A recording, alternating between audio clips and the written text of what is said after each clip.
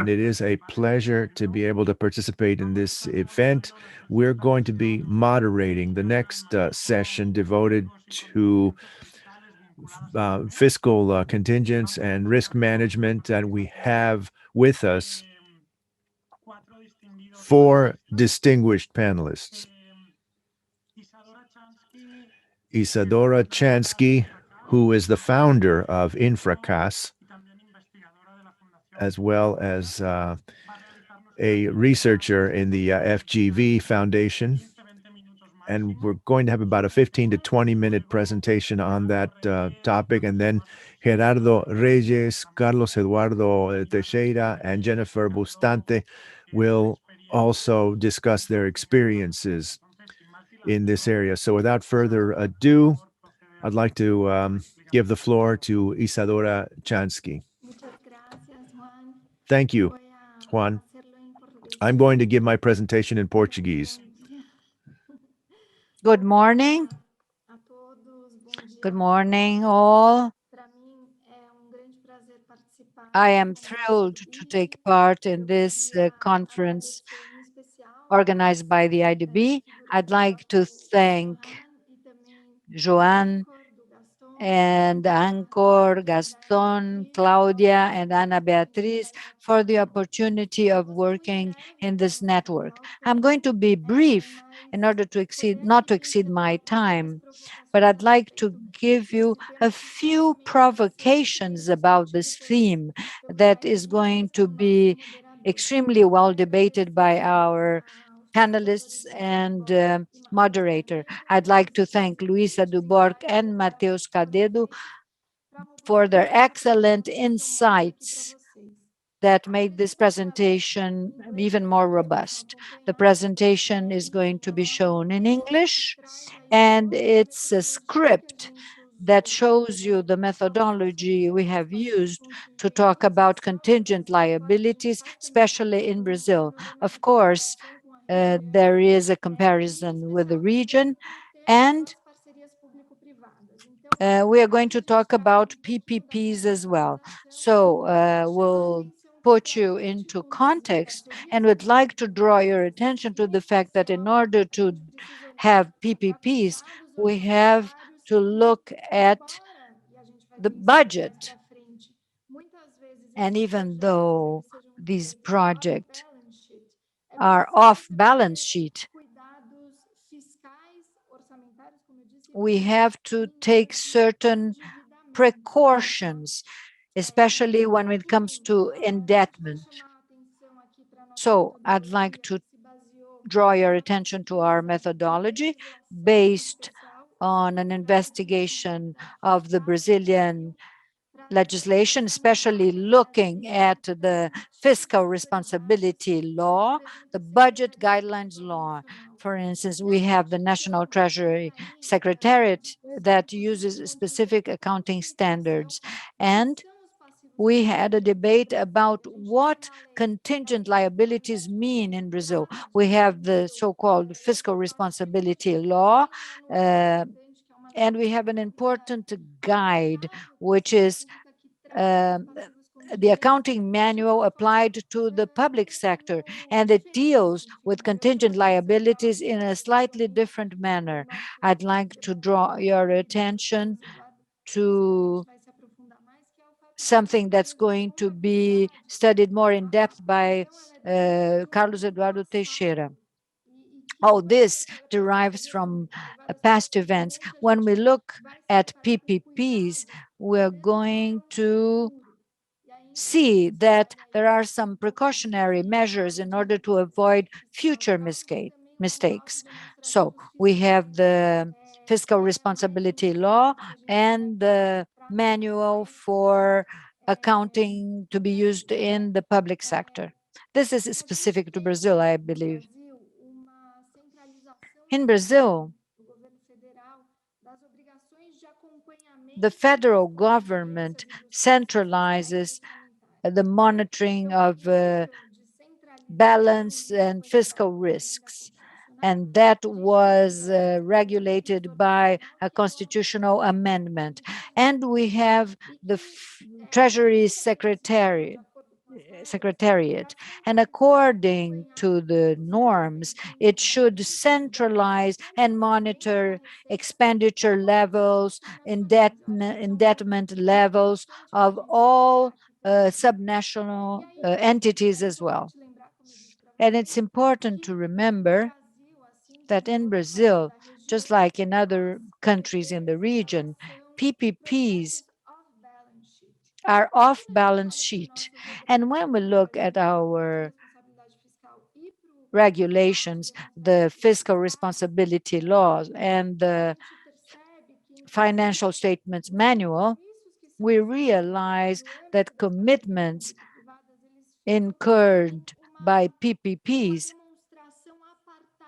are in a separate statement. They are separate from indebtedness levels of that given agency or entity. So even though the projects are off balance sheet, that doesn't mean, and the law provides for that in Brazil, that we shouldn't neglect certain aspects in order to approach contingent liabilities and commitments incurred by the state in the framework of PPPs. So we have several legal provisions regulating contingent liabilities, but they are not sufficient to deal with future liabilities, with the planning of future liabilities in Brazilian PPPs. When we compare Brazil to other Latin American countries, even though the legislation might be similar to other countries' legislation, given our different legislation maturity, we might not have achieved the same level of planning of future liabilities by the government. So if in the PPP's legislation we have articles providing for the need for entities to do long-term planning of at least 10 years, in budget laws, we have a maximum deadline of 4 years. And this impacts how we post our liabilities, unlike what happens in Chile. In Chile, they have this Monte Carlo mechanism as a tool to estimate future liabilities. Or for instance, in Colombia, where there is an accounting plan that has provisions tantamount to the liabilities, and that's mandatory by the country's legislation. In Brazil, unfortunately, we don't have this kind of mechanisms that requires the estimation of the contingent liabilities, and we don't have compensation mechanisms to counter these liabilities. So the granting powers sometimes are not able to counter these contingent liabilities should they come to happen. Something interesting that we found in our investigation, in our survey, is that when we look at case law, controllers, courts, we see very few demands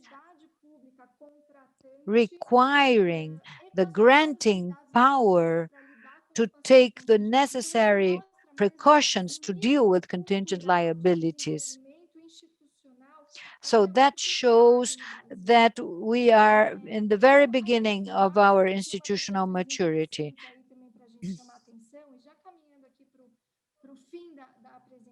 Almost wrapping up my presentation, I'd like to draw your attention to the following fact. when we transfer a risk to the private part. So when there is a call for tender, a bidding, and we assign to the private partner all the risks, the market obviously prices the cost of the risk. They measure costs, benefits every day, and they judge the attractiveness of the project. But when the public sector takes on the risk, and especially in Brazil, very seldom do the public agency prices the risk. They don't understand the cost of the money incurred by the risk. And this is something that relates to something approached in the first panel having to do with sustainability.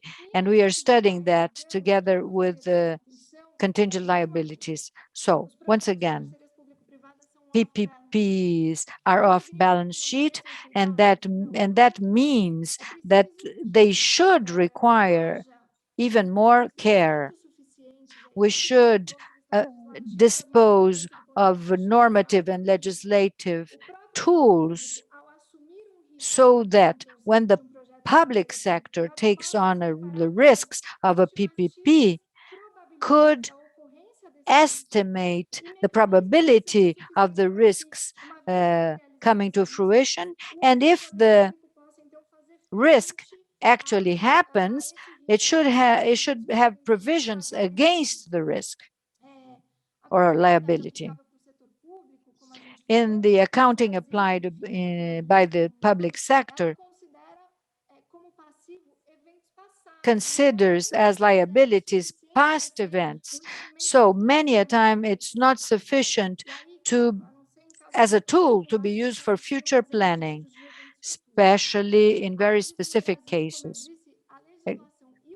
except in very specific cases. Furthermore, in Brazil, planning tools have a maximum deadline of 4 years. So many a time we have to rely on the goodwill of the public manager that changes every 4 years to post this item in accounting books. And in a country like Brazil, whose institutional maturity leaves something to be desired, also compared to other countries in the region,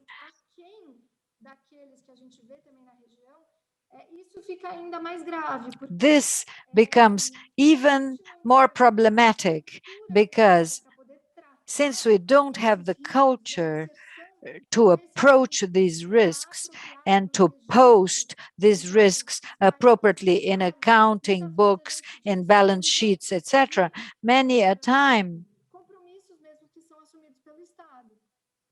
we neglect commitments taken on by the public sector because of our lack of maturity in our institutions.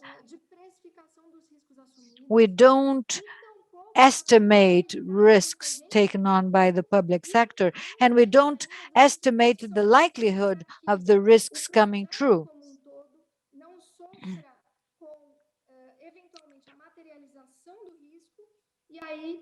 We don't have means to avoid that the project be impacted by the risks happening.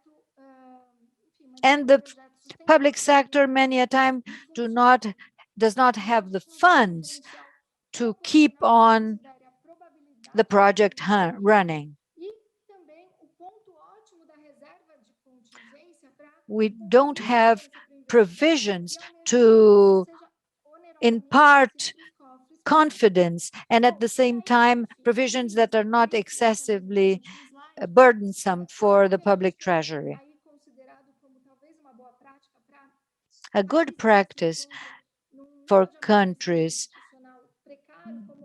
that have an insufficient institutional maturity level, which is the case in Brazil.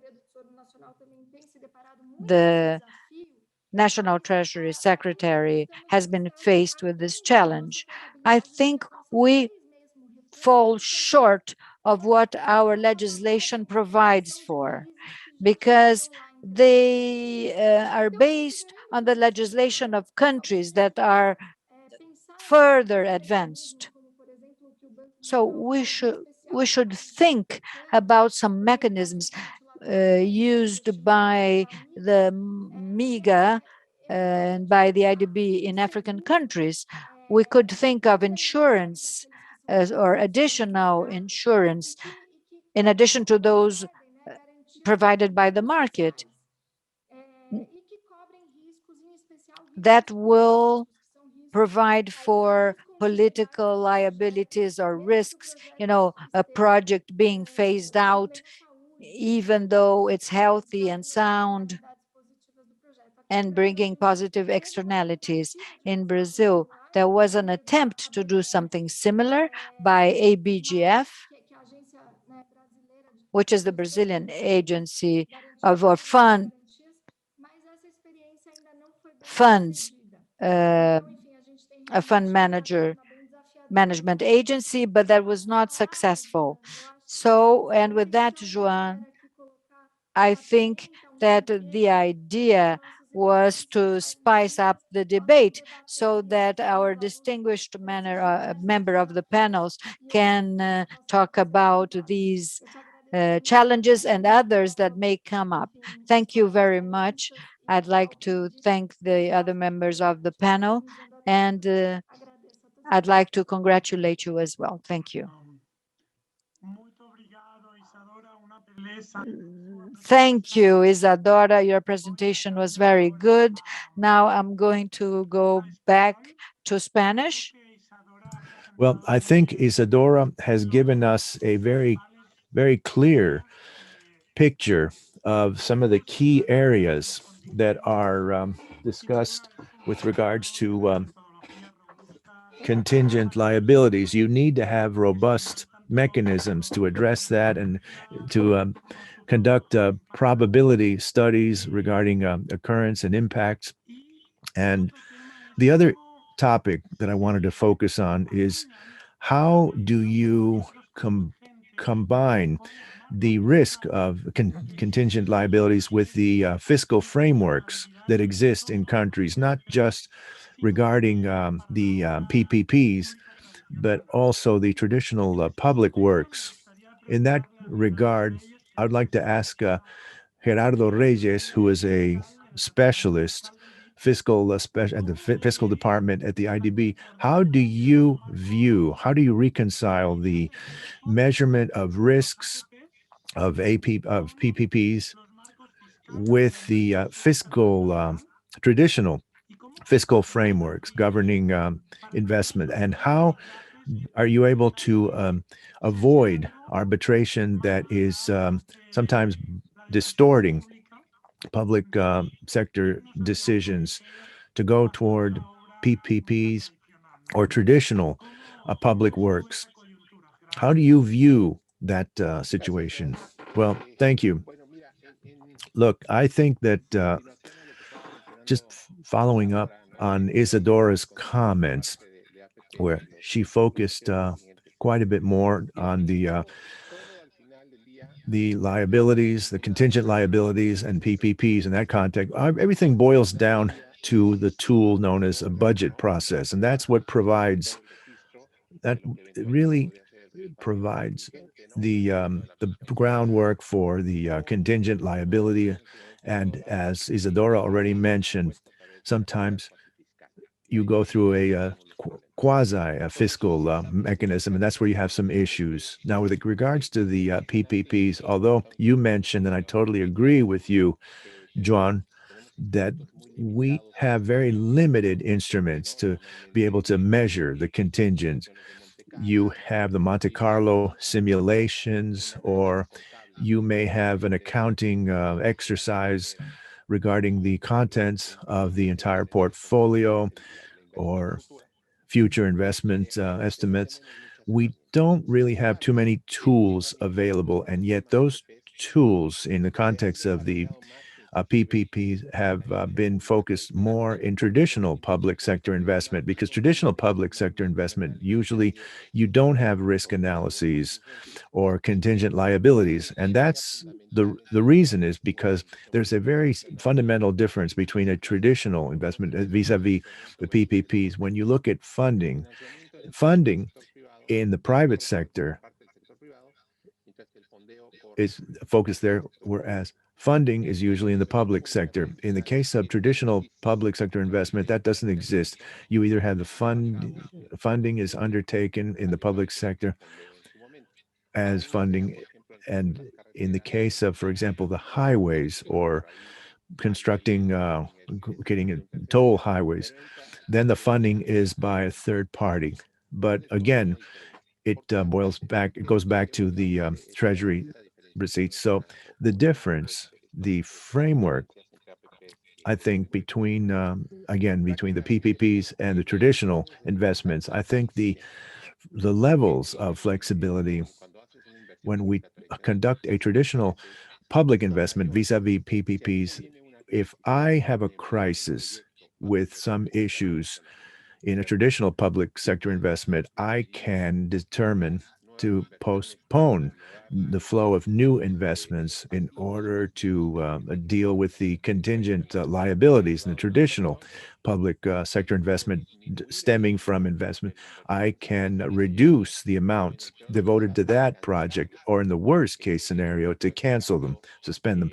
And we have seen this in the case of Mexico with the construction of the airport. It was determined that there would be a shift to a new airport initiative. So it was canceled. So this is when you have that flexibility, then you can use those tools. Whereas in a PPP context, you can't do it because you already have the contract in the way. And that contract, according to the risks platform that has already been established in the contract design, will really basically boxes you in. You're boxed in into a series of commitments that the public and private sectors have to honor. So, as a result of that, you have to conduct your risk analysis and projections and you need to include this potential situation. So, with this, I'll conclude. Getting back to what Isadora was referring to, the budgets are very limited. These are budgets that, in the best case scenario, over a 3 to 5 year time frame, again, are indicative. So the budget is not the appropriate place to conduct an analysis or have a record of contingent liabilities. How has that lack been addressed? Well, through midterm fiscal frameworks. We see some very excellent examples of this in Colombia. Peru is doing this similar initiative, and there are other countries that have some specific parameters or indicators. In the case of Brazil, unfortunately, based on what I know, we don't have that kind of framework. So I think the measures in order to address this would be to have midterm, more robust midterm fiscal frameworks. In the case of traditional public sector investment, you need to find within those fiscal frameworks some indicators or some specific or some percentages of investments that could also be recorded. Well, there's no doubt. Well, thank you. Thank you, Gerardo. I think the points that you raised are very valid. They're good points. And I think in particular, it's very relevant what you said between the PPPs vis-a-vis the flexibility given by public policies. That has its pros and cons, especially in the investment, especially investment cycles in Latin America. And these are variables that need to be taken into account. Now, I'm glad that you also raised the example of Colombia because we've talked about contingencies. In the case of Colombia, I think it's a real case in point because you've been able to clearly define the measurement of many of these contingencies that we're talking about related with cost overlays and excesses and litigation and other costs that Jennifer Bustamante will explain in much more detail in the context of the Colombian experience and how this is, and she'll discuss how it differs from the case of Brazil and how this comprehensive management framework has been crafted gradually. Thank you very much for giving me this opportunity. Just to respond and talk a little bit about the Colombian experience, let me start off by saying that Colombia has a contingent, very solid contingent framework based on legislation 448.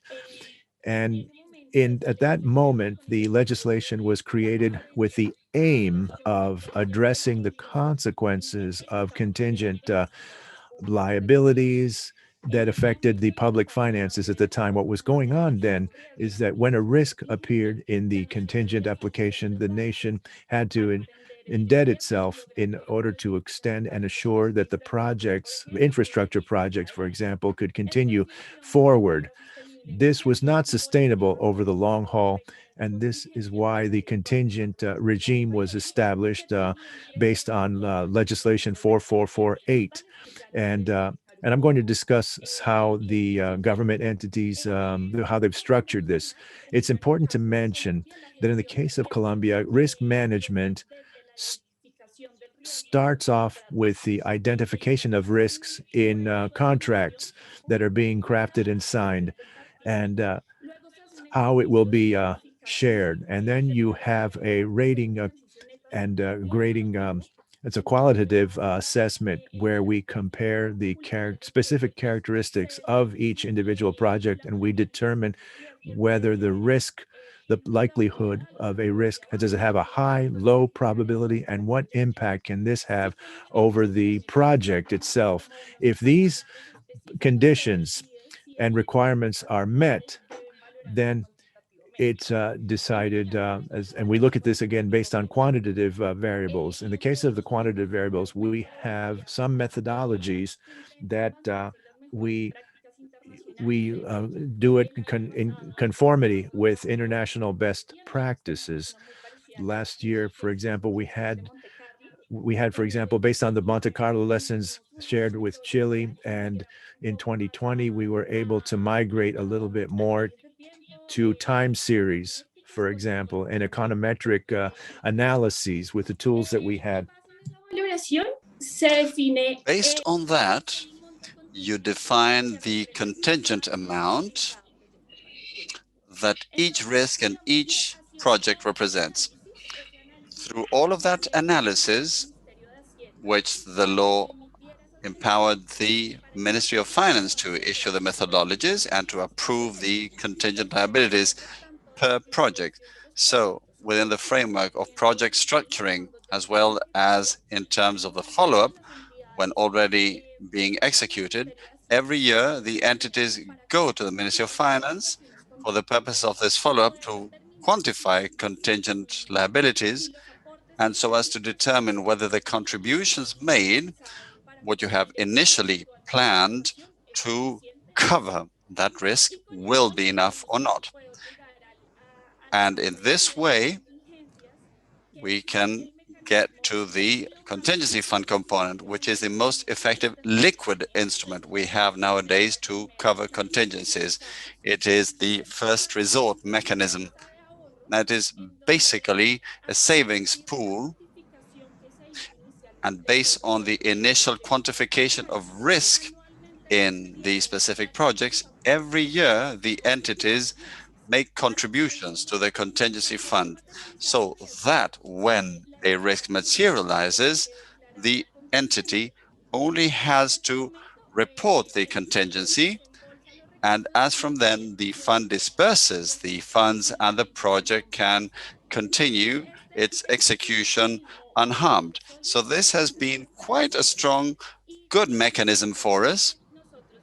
And now we divide risks into two large groups: risks associated to cost overruns, which includes property-related, environmental, network, and environmental risks, which were touched upon in the previous panel, and the ones that are lower risks. For example, demand reduction, traffic reduction. For example, when you want to set up a new toll, in the case of a new road, the risk of not being able to set it up or not being able to apply the originally planned tariffs. These are the risks that we take more into consideration nowadays.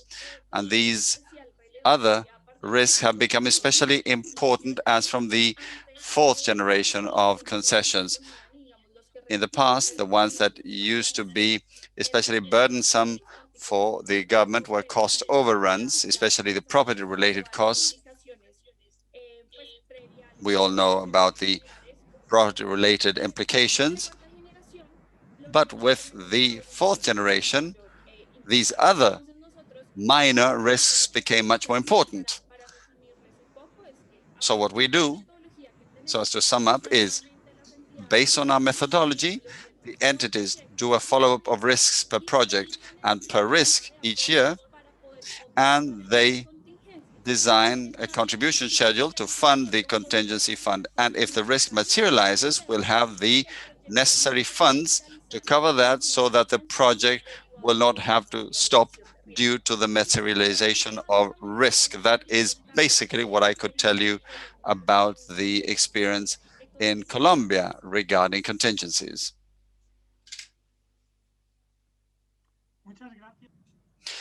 Thank you very much.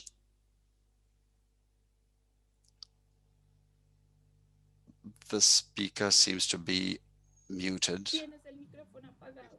You are on mute. Sorry, I clicked twice. There we go. Certainly, the Colombian experience is very enlightening. It would warrant long conversations. I think it showcases a very interesting risk management mechanism. In addition to the identification, measurement, and reporting, it introduces the final management phase in relation to the contingency, which is a novelty and almost unique in terms of having that kind of arrangement to provide for contingencies. And the other way is through more budgetary mechanisms, such as the ones that they have in Peru and Chile. But in any case, what has been achieved in terms of methodologies and risk measurements is very useful, and some very interesting lessons learned. Now, our next speaker will be Carlos Eduardo Teixeira Braga, who's a lawyer in the state of Sao Paulo, the head of the Tax Affairs Office. He is a specialist in monitoring and accountability in PPPs. And regarding the accountability and monitoring of PPPs, the issue of tax contingencies, which sometimes are merely probabilistic and come up only occasionally. How do you handle that in terms of oversight, transparency, and accounting in Brazil? What is your opinion with regard to the way it should be done? Thank you. Thank you so much. Thank you, Pete. Thank you, Juan. Now, I know you think we need to divide this issue here in Brazil as well in the state of Sao Paulo into different aspects. We have a more generic one that talks about the public accounts, and there is a more specific one in relation to the APPs and the large contracts done by the main authorities. The first one, the APPs here, PPPs, at least here in the state of São Paulo and other projects in Brazil as well, they have a specific warranties. So even because there is such a level of not control of the accounts and the whole, some of the projects they have specific warranties, and they also have some kind of follow-up here in the state of São Paulo, a specific commission or committee, if you will, that follow up the PPPs contracts that do all the risk analysis of all these PPPs, and we do a strict follow-up, very close follow-up of this potential risk, even though we do not have clear objectives, as Isadora clearly put for us, to measure those risks, specifically the future risks, those that haven't happened yet.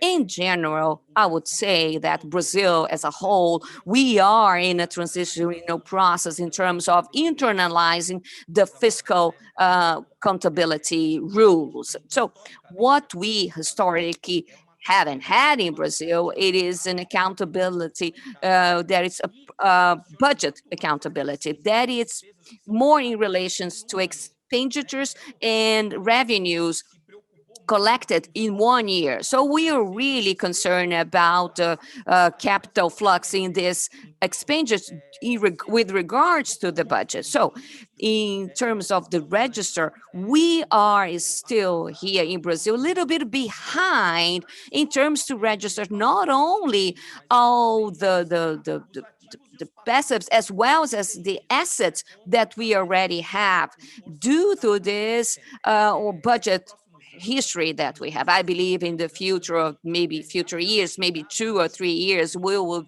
definitely achieve a certain level of optimal register of this the assets and liabilities. But in order to think about the future, analyze the future, it is something that is not within our reality.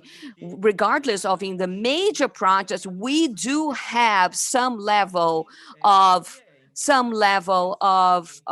parameters, something that I always try to reiterate for all the participants in this here in the state of São Paulo, is that we are developing and we do have mechanisms to evaluate those risks, even though we cannot measure them, which is an issue. We know we identify the problem, but we don't know how it costs, if it effectively it happens. So due to this history that we have. However, with regards to the PPPs, what happens here? We do have a level of debt that Isadora very well mentioned, and a lot of things are not included in this the ceiling of debt ceiling. And this is important because establish some barriers for more debts, and also establish barriers for us to increase eventually the public debt. The PPPs, they are outside that ceiling. Some liabilities, we can also, they are outside that level of debt, which for me as an accountant per training, for instance, when I'm going to analyze a company or in any entity, I want to see the balance sheet and I see the liabilities as a whole, and I'm not thinking of trying to understand the liability to see as a debt. So the practice that we have here, I think it's a constructive criticism that I think we should consider all liabilities, if you will. However, despite we do have some kind of follow-up in the PPPs, huge contracts that are not PPPs, they sometimes have some kind of evaluations of events that happen in the past that do not have an appropriate register and do not have a systematic way to measure that registers in a very adequate way. How now, in terms of mechanisms, other than the asset balance sheet due to some internalization of international rules here in Brazil in a more accountability approach, we also have the balance sheets from the PPPs that will take into account 10 years that will show exactly the level of debt for 10 years, but we also do have the which is the budget law here in Brazil that will define all risk. So nowadays, if you get that budget law here in Brazil, there will be an appendix for fiscal liability that you can see and you can define. There is a description of all PPPs, and it will also show the risks that happen in the past and the main risk that is in the contract, such as demand issues, as so forth. So I think I'm getting close to my time. I 5 minutes that I had to explain all that. But what I really think it is important for us to consider is that the international investor can feel very comfortable in those major contracts that we have, due to that follow-up and that warranties that we offer. They're specific. However, we do need to have a more institutional maturity to improve also the fiscal accountability process here in Brazil. And we should develop a mechanism in order to evaluate and measure future risks, those that didn't happen yet, that eventually most likely will have an impact. And I think the first item, which we're talking about, contingencies reserves, we do have that is there is a provision in our fiscal law, but they are not utilized properly from my perspective. But we can evaluate a PPP. We know that eventually you might have an impact of $500 million in a specific year, and you see this contingency reserve, and it's over around 50 million. So it is a contingency reserve that will not going to provide the support if the risk might occur. So I think this is really relevant for the development of our accounts, and we are growing up on this issue, and we eventually will be able to have a proper register of our liabilities contingencies here in the state of São Paulo. Thank you so much. Muchas gracias. Thank you very much, Carlos Eduardo. I'd like to now have a quick second round and ask each of the panelists, including Isadora, what are the best practices that you observe and think could be introduced, and how? Because part of the issue is that it's hard to skip from level 1 or 2 to level 9 of full risk management. So depending on where you are,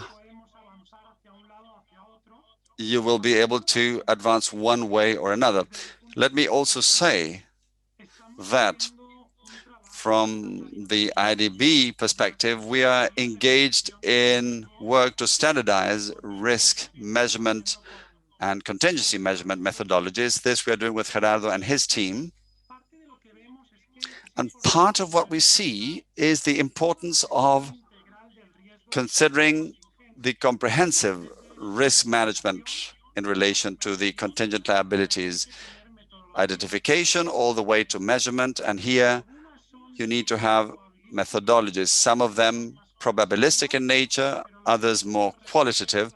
But what we have done has been to look at the different methodologies applied by countries in order to present them as simply and as much a standardized way as possible. After the measurement, there's the reporting phase, which countries usually put on paper the net present value of contingent risks as anticipated. And then there's the management tools, which, as Gerardo explained, have to do with registration and budgets. There are different ways. There's the contingency funds approach or the annual budgetary allocations, as is the case in other countries. The point is also to see what risks we are considering or we are treating as contingent. And in this regard, I would like to go back to Jennifer's classification when she talked about cost overrun risks with all of the potential triggers of cost overruns, property related, geological, environmental, and others. And we have also worked on another three, which have to do with risks related to minimum income, the typical ones you look at with probabilistic models and simulations, litigation, and exchange rate guarantees, which have been given in Chile and in some other countries, but they are mainly given in order to attract foreign investment in dollars. Many countries are also making dollar availability payments in order to attract foreign investment, thereby incurring contingent liabilities. Because the fact that availability payments is a firm rather than contingent liability does not mean that there aren't contingent liabilities with regard to the exchange rate fluctuations. So part of the methodology to measure contingencies is very useful to measure other risks on the public sector balance sheets. And this is quite a valuable source of learning. So, sorry for this preamble, the idea being to explain the work we're doing on our approach to offer support to countries in this regard. But I think it may be used to provide some useful to provide some context. And Gerardo, I would now like to give you the floor so that you can share your experience and tell us what you think are good practices that you could recommend to countries in this regard. Thank you, Joanne. I think all of us agree that the methodologies being used in relation to PPPs, although they do have their issues and limitations, they are on the right track. What Colombia is doing, which would be a second or third generation of methodologies, looking at the quantitative analysis when there is a reduction in income, for instance, the focus now is basically on fine-tuning the methodology, which is always desirable, of course. The frequency of application of the methodologies is important too, as the information we usually have at the design level is very preliminary and basic. And buying the idea that by doing the exercise today, you can anticipate 20 or 30 years of contract duration and the contingent liabilities is really something that doesn't make much sense. I think we need to fine-tune the methodologies, but also we need to actually deal with them more frequently. I'm not sure that it's the construction phase where you have certain risks which then materialize, of course. And I'm going to deviate a little bit. One thing that didn't come up during the panel, and which I think is important and is quite clear to you as well, Joanne, risks are not normally distributed or spread. It's not that you can have a median as to how much risk would be and thereby say, okay, I have this guarantee for that risk, because risks are especially important at the beginning during construction, and that's where you need to really put the focus on. Some risks disappear during execution and perhaps even during maintenance. So we need to look at this in greater detail and more frequently.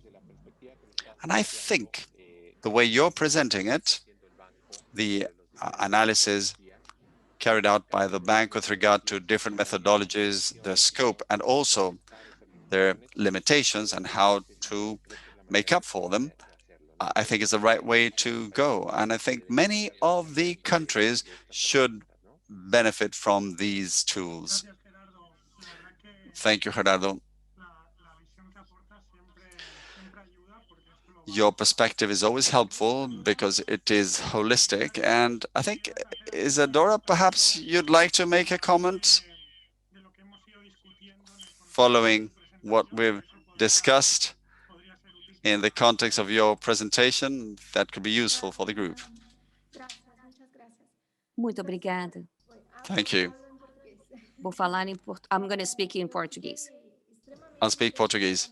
I was extremely well impressed with Jennifer and Gerardo comments. And also we learned a lot with Dr. Carlos Eduardo and also what Juan was saying about the IADB projects. Considering what has been discussed here and bringing to our Brazilian reality a few aspects that I think we should ponder. I do agree that we need to understand which are actually the contingent liabilities and how we can monitor those. And with this, we will be able to tackle the problem with a more objective way. I do agree that the minimum revenue, some lawsuits and warranties that kind related to interest rates, they might be relevant to the problem. But in Brazil, we do have a different problem that it's related to what we call the end of the contract ahead of time. So in this perspective, in event or indemnizations that are due because of the termination of the contract ahead of time, that I think this is something that I would also consider within that list of my situations that might be considered as contingent liabilities.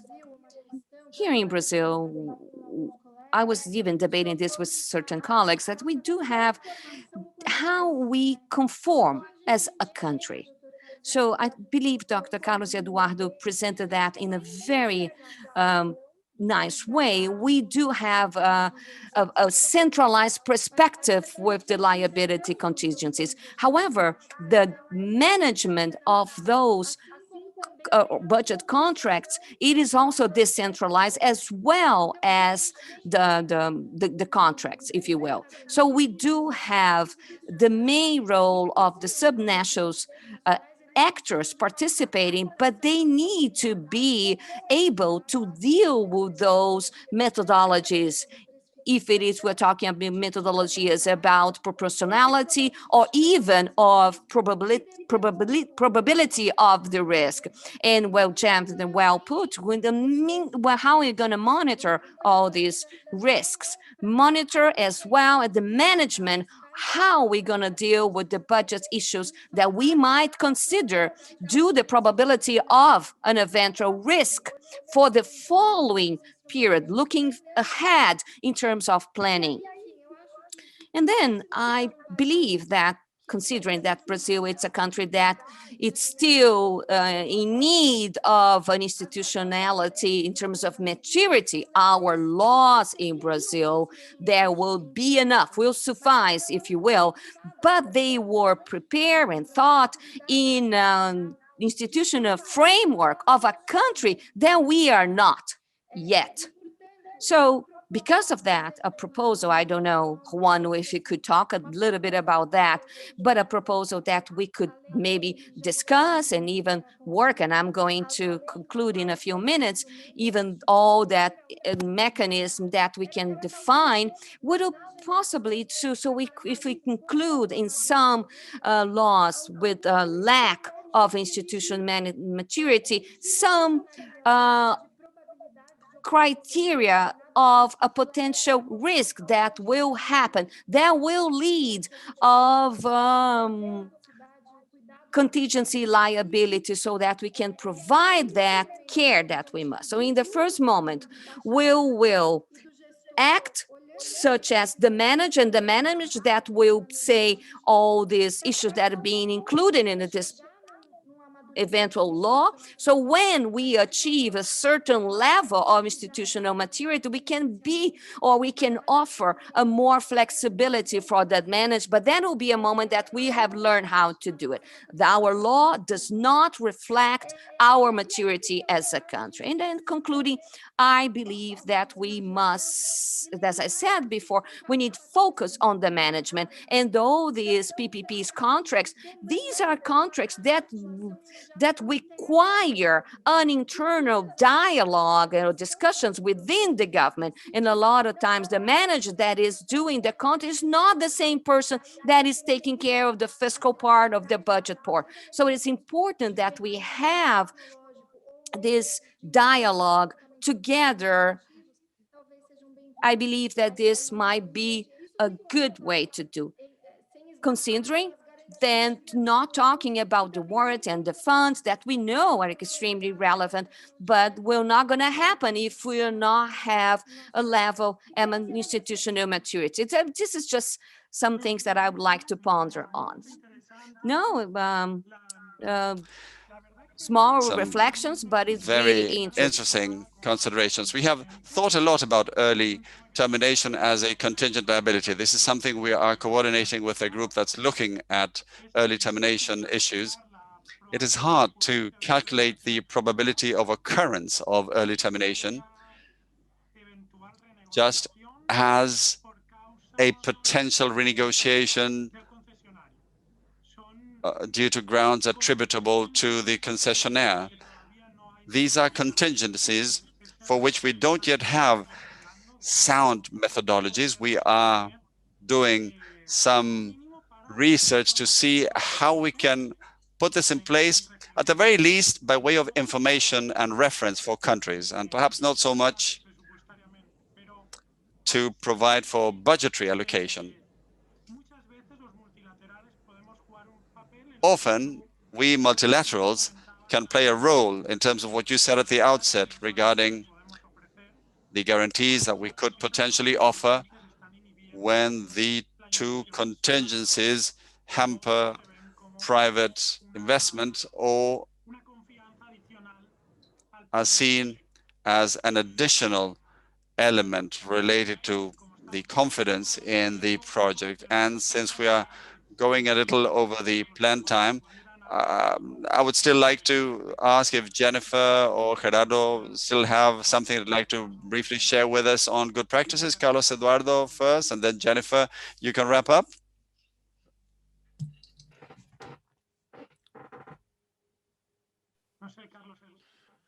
Carlos? Well, I'm going to be brief because we are running late. Being very straightforward, here in Brazil, we do monitor everything that's happening, and it's going to happen. What we lack is a methodology and for effective posting or registry. If we adopt a very solid methodology, as Gerardo said, that would be very interesting, because from the legal standpoint, I was impressed with what was done in Colombia, and establishing a link to what Isadora said, we should expand our budget laws to at least 10 years, because these PPPs generally require 10 years, and have mandatory mechanisms of provisions for contingent liabilities, because we know we have a bomb in our hands, but we do nothing to defuse this bomb. We have funds and guarantees granted by multilateral institutions and even in the state budget, but that would be very useful. These are my concluding remarks. Thank you. Thank you. And Jennifer, do you have anything else you would like to add? Well, just to quickly conclude, I think the experiences in Colombia do also provide some practical takeaways and lessons learned I want to share with you. First of all, it's very important to value these contingent liabilities, and from the very beginning, you need to have a sound quantification of these base assumptions. And for example, from the very beginning, we should conduct a very careful exercise to determine how much are we going to allocate for land acquisitions, the environmental issues. That quantification exercise is key. So when we do conduct a risk evaluation, then the probability of impacts would be far less than what we see now. One other very important thing that we've learned from the experience in Colombia is the importance of having quality information. It is essential that entities make an effort to consolidate information as early as possible in the life cycle of the projects and throughout the project, because the more reliable and solid information, then the evaluations are going to yield us much more accurate data. And then the third factor we need to look at is that there are several challenges. As was already mentioned earlier, you need to have that balance between the valuation of risks.